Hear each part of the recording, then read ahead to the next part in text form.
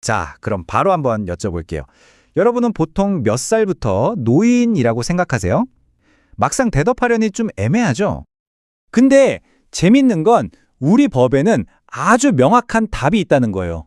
지난 40년 넘게 바로 만 65세, 1981년에 노인복지법에서 정해진 건데 지금까지 단 한 번도 바뀐 적이 없어요. 자, 그런데 이 숫자 한번 보실래요? 71.6. 이게 뭘까요? 이게 바로 작년 정부 조사 결과인데요. 우리나라 어르신들이 나도 이제 노인이구나 하고 느끼기 시작하는 평균 나이라고 합니다. 그러니까 법으로는 65세인데 정작 당사자들은 71.6세는 되어야 노인이라고 느낀다는 거죠.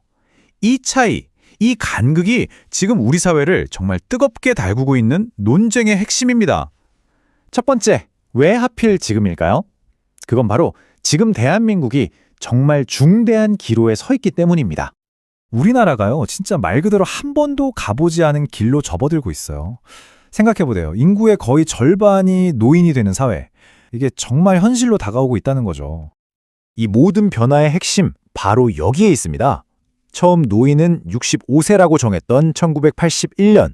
그때 한국인 기대 수명이 몇 살이었는지 아세요? 67세였어요. 근데 지금은요? 83.5세. 와, 사는 기간 자체가 무려 16년 넘게 늘어난 거예요. 그래서 전문가들이 이제 바꿔야 한다면서 내놓은 제안의 핵심이 이거예요. 노인 기준을 65세에서 70세로 천천히 올리자는 겁니다. 뭐 당장 바꾸자는 건 아니고요. 2년에 한 살씩 올려서 10년 뒤인 2035년쯤 70세로 맞추자, 이런 구체적인 계획이죠. 자, 두 번째 이야기로 넘어가 볼게요. 두 노인의 이야기입니다. 사실 이런 숫자만 보면 감이 잘 안 오잖아요. 이 숫자 뒤에 숨겨진 실제 사람들의 삶은 어떨까요? 이 변화가 가진 두 개의 얼굴을 한번 들여다보겠습니다. 예를 들어 66세인 한 여성분이 계세요. 이분이 20년 동안 주유소를 운영하다가 은퇴하셨는데 지금 뭘 하시냐면요. 8cm 힐을 신고 시니어 모델 수업을 들으세요. 이분 말씀이 가만히 있으면 내가 막 도태되는 느낌이 들어요. 요즘 60대는 옛날 60대랑 다르잖아요. 라고 하시더라고요. 그런데 말이죠. 이 변화에 대해서 정말 정반대의 목소리도 있습니다. 기초연금으로 생활하시는 한 어르신의 이야기인데요. 이분은 이렇게 말씀하세요. 우리처럼 돈 없는 사람들한테는 이건 너무 부당한 얘기예요. 그 기초연금 나오는 날이 얼마나 반가웠는데. 바로 이거예요. 지금 60대의 두 얼굴인 거죠. 한쪽에는 나는 아직 젊다 하면서 새로운 도전을 꿈꾸는 분들이 계시고, 다른 한쪽에는 기초연금이 그야말로 생명줄인 분들이 계신 거예요. 똑같은 60대인데 정말 완전히 다른 세상을 살고 있는 거죠. 그리고 이 숫자를 좀 봐주세요. 39.7%. 이게 바로 우리나라의 노인 빈곤율입니다. OECD 국가 중에서요, 압도적인 1위예요. 그러니까 이 숫자가 우리한테 뭘 말해주냐면 이건 그냥 나이 기준 좀 올려볼까 하는 단순한 문제가 아니라는 거예요. 수많은 분들의 생존이 걸리는 문제라는 거죠. 자, 세 번째는 파급 효과입니다.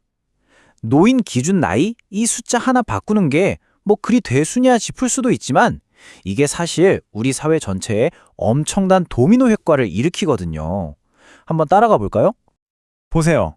노인 연령을 올리는 건 그냥 첫 번째 도미노 조각을 툭 건드리는 거예요. 이게 넘어지면 정년 연장, 연금 개혁, 노인 일자리 문제, 그리고 복지 시스템 전체를 뜯어고치는 것까지 줄줄이 다 연결되어 있는 거죠.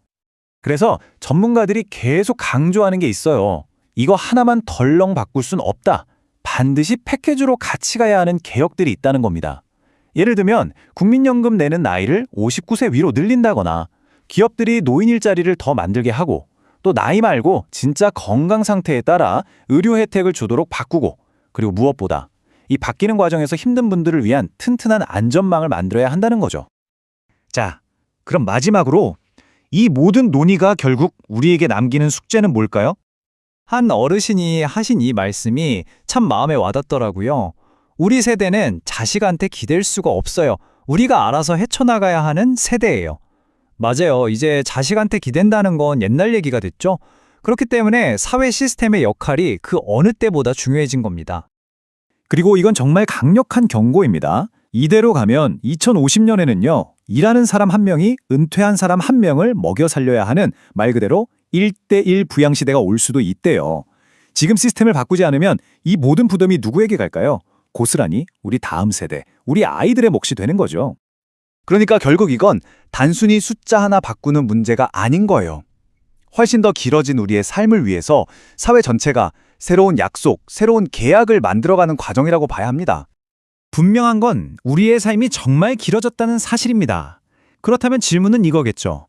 이 선물처럼 주어진 혹은 숙제처럼 주어진 이 긴 시간을 우리 사회가 어떻게 또 무엇으로 함께 채워 나가야 할까요? 이게 바로 오늘 우리 모두에게 던져진 가장 중요한 질문이 아닐까 싶습니다.